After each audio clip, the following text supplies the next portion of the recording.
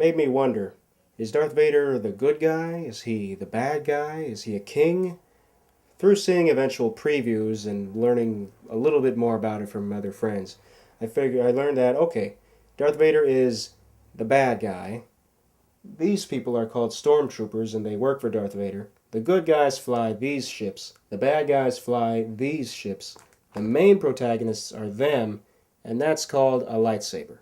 When the special editions came to theaters in '97, I wanted to see them in theaters, but didn't. When they came to VHS, I wanted to see them in that moment, but didn't. My dad was actually not into Star Wars. He introduced me to a different movie, the comedy spoof known as Spaceballs. Upon seeing Spaceballs back then, I laughed at it a lot and thought it was a very fun and great movie that was kind of like Star Wars. Looking back, it's great that Spaceballs has its own story to tell, rather than retelling the Star Wars story. It certainly learned from the Star Wars ripoff movies that came before Spaceballs. The alien scene may have gone too far for what's supposed to be a PG-rated comedy spoof. I had yet to see Alien at the time, so this scene freaked me out mostly. Regardless, very funny heroes, very funny villains, leading up to a very funny climactic battle, and really great production design and costume design in this picture. Mel Brooks and crew don't get enough credit for that.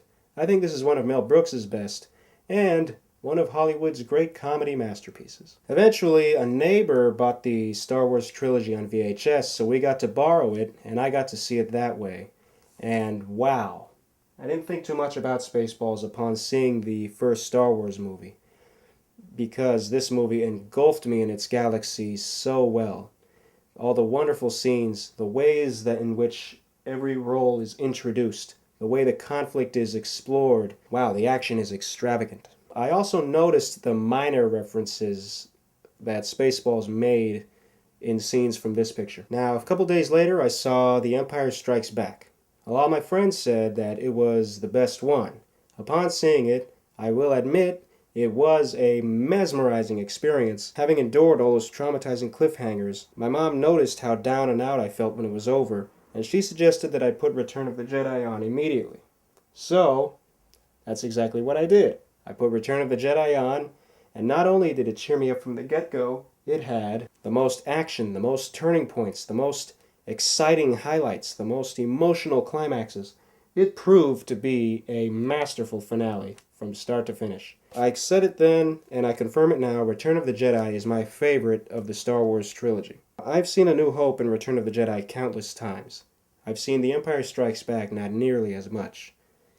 Now, all three get a 10 out of 10, and they all stand among my favorite movies ever, but I can't help but see the second one as that middle one.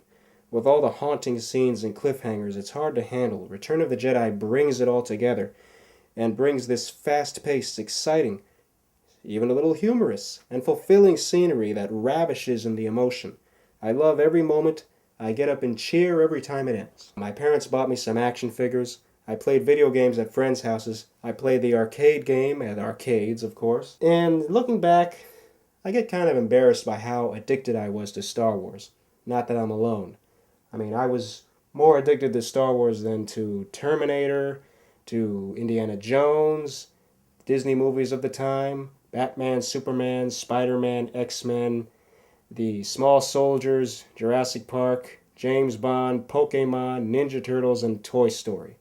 Of course, the great memories of Star Wars are brought back when a new Star Wars movie comes out and succeeds. But wait a minute, I'm getting a little ahead of myself. After I finished Return of the Jedi, like my friends introducing me to Star Wars, I introduced them to Spaceballs.